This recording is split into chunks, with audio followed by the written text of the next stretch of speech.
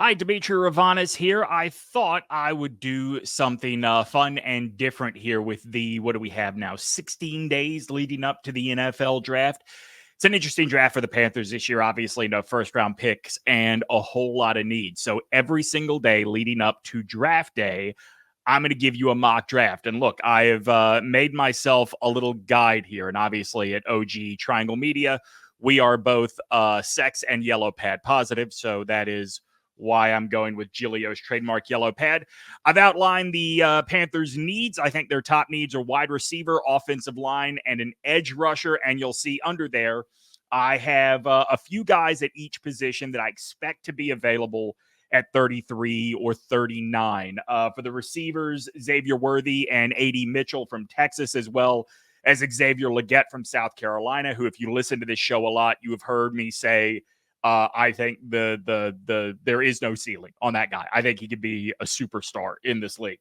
Offensive line, I'm a little bit different than Lauren. I'm a little more focused on the middle of the line, finding a center than I am on another tackle. So at the top of my board, I have Jackson Powers Johnson, the center out of Oregon. And then I do have a couple of tackles, Kingsley Suamataia from BYU and Amarius Mims from Georgia.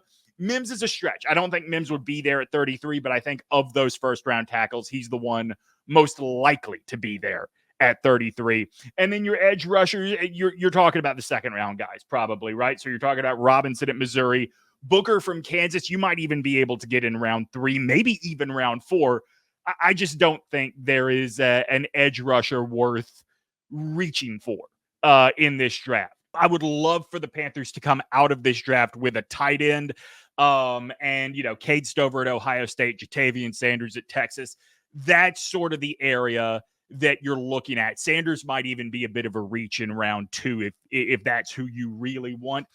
Would the Panthers move up? Now, everything we're hearing says the Panthers are not likely to move up. I do have in my mock draft, I've got my leap list, the guys that I'm willing to make a move on. And that is any of the big 3 wide receivers. So you're talking, obviously, Marvin Harrison Jr., Malik Neighbors, and Roma Dunze, Dallas Turner, the edge rusher out of Alabama, and Brock Bowers, the tight end out of Georgia, because I think not only does he fill the tight end position, he is also essentially a wide receiver. My leap list are guys that I think are capable of growing into the best in the league at their position. So it's not just anybody. And you see, I've put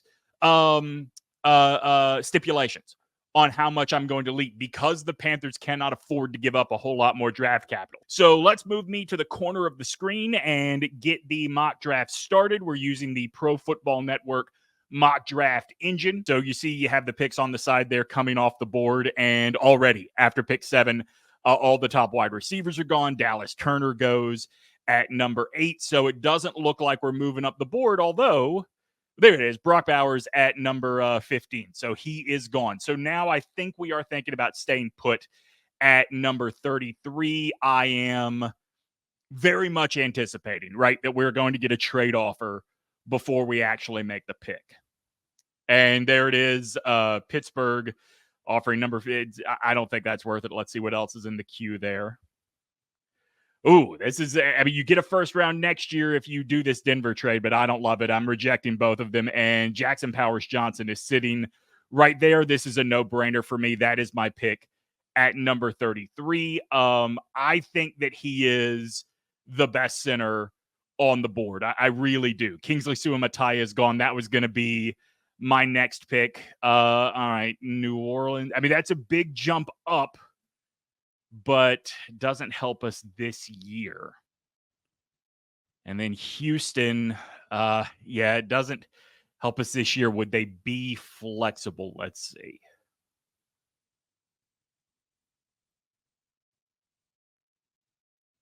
They need to overwhelm me if I'm gonna take this. So let's see what they'll do here. No? All right. Let's move on then. Darius Robinson is a guy that I said I liked. He is sitting there. Xavier Legette, though, is sitting there, and I don't know if at this point, I don't think he lasts till 65. So it's a matter of what do you want more. I think what I'm thinking here is let's get Robinson. He is not going to last much longer. I'm going to go with Robinson here, and I think it's going to be possible to trade up to get Leggett. So let's go ahead and take Robinson, and then we will keep an eye here. If Leggett gets past 50 or 55, we will get serious about a move. Okay, let's make that move right now. Let's make the move with the Buccaneers. What I am going to offer Tampa here. It's going to take a lot. I don't want to drop way far back because again, we don't have a ton of draft capital. So let's see if they will do some pick swap action here and then a pick next year as compensation. So let's go 65 for 57.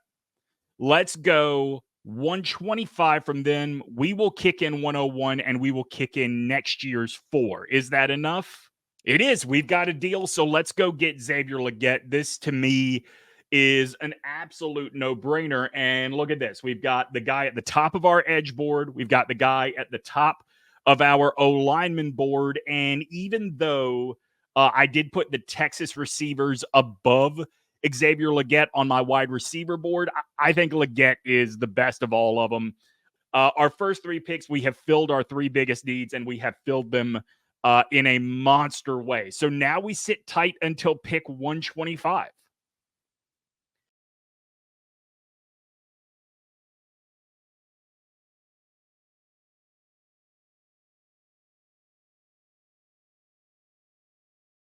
I am hoping that a tackle, maybe Fisher out of Notre Dame, will be there. But look at that. He came off the board at 121. So what do we do here? Gosh, at first glance, I don't know. Like you got to think about what exactly the value is here for any of these top guys. And then also you have to think about what position might it be worth adding a second talent at, right? So I'm going to keep my eye on Jamari Thrash. I know that Pro Football Network lists cornerback as a top 5 need. Kyrie Jackson, very highly thought of. I'd be lying if I said I knew a lot about him. I just know that he is a guy scouts like a lot. Yeah, you have to go all. I think Gonclaves here is kind of a reach, so I'm not going to go to the Pittsburgh tackle. Let's add another wide receiver. Let's add Jamari Thrash. Thrash to me leaves a lot to be desired. I don't think he was ever really the breakaway threat. He never really showed the breakaway threat that some people thought he was at Louisville. But if you look at the Panthers wide receiver group right now, he doesn't have to be that right away. I mean, he's probably coming in at number 6 on the depth chart with time to develop. Pick 141. New Orleans really wants to move up. I got to be honest, with a wide open division, I don't want to help a division rival. Let's see. Gonclaves is gone. Oh, there he is. He 139. Went 2 picks before us there. All right. So again, I think going for the best tackle is going to end up being a bit of a reach.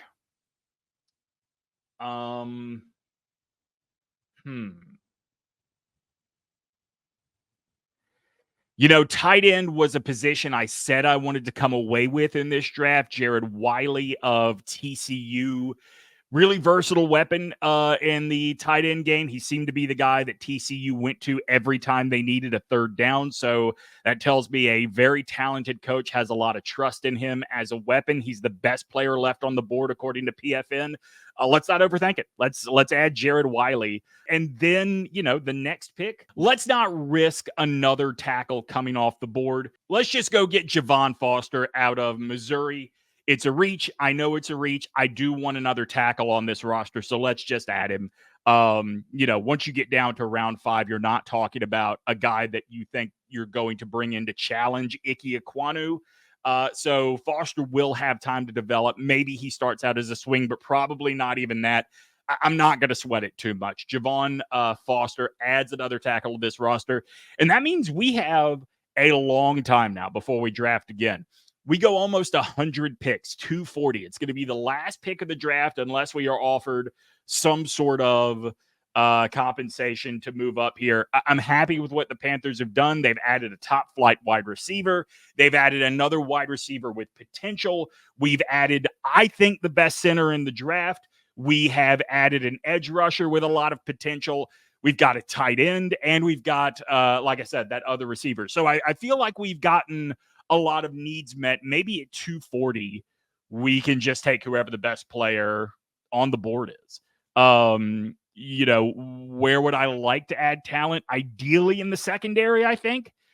If there's a guard, no, maybe not a guard. Maybe if there's another tackle there, we would jump on that. But overall, I think you're looking in the secondary at this point. I don't see any running backs that I really, really love. If Audric Esme from Notre Dame were still on the board, if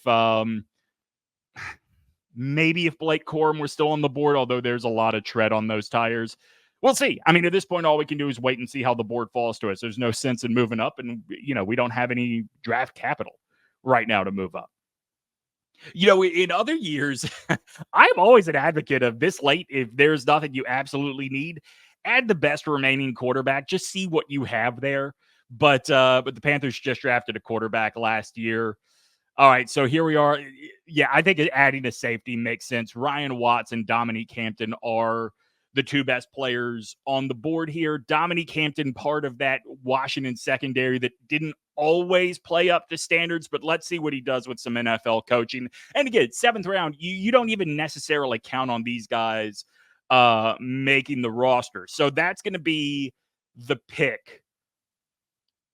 And that is going to do it for the NFL draft. Anim Dakwa ends up being Mr. Irrelevant. So here you go. Jackson Powers Johnson at 31, 39, Darius Robinson. There is our trade at 57 to go up and get Xavier Legette, a trade that also netted us Jamari Thrash at 125, Jared Wiley at 141, Javon Foster at 142, and Dominique Hampton at 240. As we go on, I'm going to do a few things in these mock drafts to present some different scenarios, but we are going to do one each and every day until we actually hit the NFL draft. Thanks for watching.